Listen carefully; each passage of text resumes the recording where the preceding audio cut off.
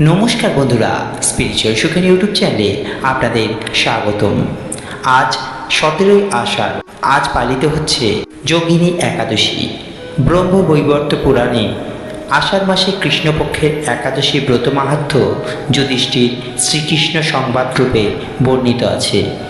যুধিষ্ঠির বললেন, হে বাসুদেব, আষাঢ় মাসে কৃষ্ণপক্ষিয়া একাদশী মাহাত্ম্যপূর্বক আমাকে বলুন। শ্রীকৃষ্ণ বললেন, হে মহারাজ, সকল পাপ বিনাশিনী ও মুক্তপ্রদ এই উত্তম ব্রতের কথা বলছি, আপনি শ্রবণ করুন। আষাঢ় মাসে কৃষ্ণপক্ষিয়া একাদশী যোগিনী নামে খ্যাত।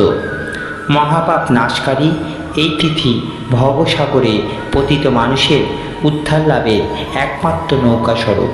ব্রত পালনকারীদের পক্ষে এটি সর্বশ্রেষ্ঠ ব্রত বলে প্রসিদ্ধ। এই প্রসঙ্গে আপনাকে একটি পবিত্র পৌরাণিক কাহিনী বলছি, আপনি শ্রবণ করুন। অলকানগরে শিবভক্ত পরায়ণ কুবের নামে এক রাজা ছিল। তিনি প্রত্যাহ শিব পূজা করতেন। তার হেমামালি নামে একজন মালি ছিল। প্রতিদিন শিব পূজার জন্য মানস সরোবর থেকে সে ফুল তুলে যক্ষরাজ কুবেরকে দিত। বিশালাক্ষী নামে হেমমালির এক পরমা রূপবতী পত্নী ছিল। সে তার সুন্দরী পত্নীর প্রতি অত্যন্ত আসক্ত ছিল। একদিন সে তার স্ত্রীর প্রতি কামাসক্ত হয়ে পড়ল। রাজভবনে যাওয়ার কথাও ভুলে গেল। বেলা 2 প্রহর অতীত হলো। অর্চনার সময় চলে যাচ্ছে দেখে রাজা অত্যন্ত ক্ষুব্ধ হলেন এবং মালির বিলম্বের কারণ অনুসন্ধানে এক দূত প্রেরণ করলেন। দূত এসে রাজাকে বললেন, সে গৃহে স্ত্রীর সাথে আনন্দে মত্ত।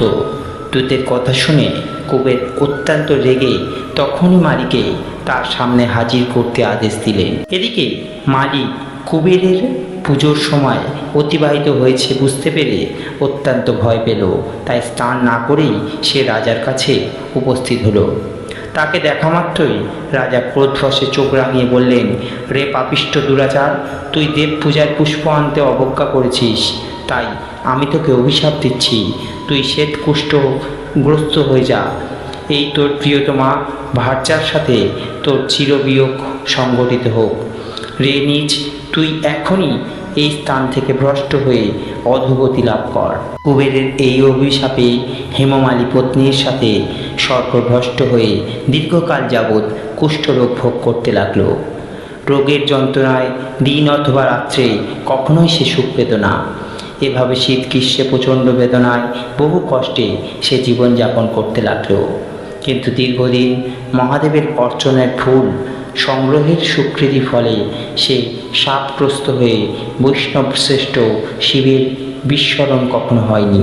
একদিন হেমামালী ভ্রমণ করতে করতে হিমালয়ে শ্রী মার্কণ্ডেয় ঋষির আশ্রমে উপস্থিত হলো। কুষ্ঠরোগে পীড়িত স্বপত্নী হেমামালীকে দর্শন করে শ্রী মার্কণ্ডেয় তাকে জিজ্ঞাসা করলেন, তুমি কার অভিশাপে এইরকম নিন্দনীয় কুষ্ঠরোগগ্রস্ত হয়েছ? সে উত্তর দিল, হে মণিবর, রাজা কুবেরের আমি ভৃত্য ছিলাম। আমার নাম হেমমালী। আমি প্রত্যাহ মানস সরোবরে থেকে ফুল তুলে এনে শিব পূজার জন্য রাজাকে দিতাম। কিন্তু দুর্ভাগ্যক্রমে একদিন স্ত্রীর মনোরঞ্জন হেতু কামাসক্ত হয়ে সেই ফুল দিতে বিলম্ব হয়। রাজার অভিশাপে এইরকম দুর্দশাগ্রস্ত হয়েছি। পরোপকারেই মধুগণের স্বাভাবিক কর্ম। হে ঋষিশ্রেষ্ঠ, আমি অত্যন্ত অপরাধী, কৃপা করে আমার প্রতি প্রসন্ন হন। তখন দয়ার্থ চিত্ত মার্কণ্ডেয় মুনি বললেন, হে মালি, তোমার মঙ্গলের জন্য শুভ ফল প্রদানকারী এক ব্রতের উপদেশ করছি। তুমি আষাঢ় মাসে কৃষ্ণপক্ষের যোগিনী নামক একাদশী ব্রত পালন করো। এই ব্রতের পূর্ণ প্রভাবে তুমি অবশ্যই কুষ্ঠব্যাধি থেকে মুক্ত হবে। শ্রীকৃষ্ণ বললেন, ঋষির উপদেশ শ্রবণ করে হেমমালী তাকে প্রণাম জানালো। পরে অত্যন্ত আনন্দে ঋষির আদেশ মতো নিঃশ্বাস সঙ্গে যোগিনী একাদশী ব্রত পালন করল। এইভাবে হেমমালী সমস্ত রোগ থেকে মুক্ত হলো এবং পত্নী সহ সুখে জীবনযাপন করল। হে মহারাজ যুধিষ্ঠির, আমি আপনার কাছে এই ব্রত উপবাসের মহিমা কীর্তন করলাম। এই ব্রত পালনে 88,000 ব্রাহ্মণের ভোজন করানোর সমান হয়। যে ব্যক্তি এই মহাপাপ বিনাশকারী পূর্ণ ফল প্রদায়ী যোগিনী একাদশীর কথা পাঠ এবং শ্রবণ করে সে অচিরেই সর্বপাপ থেকে মুক্ত হয়।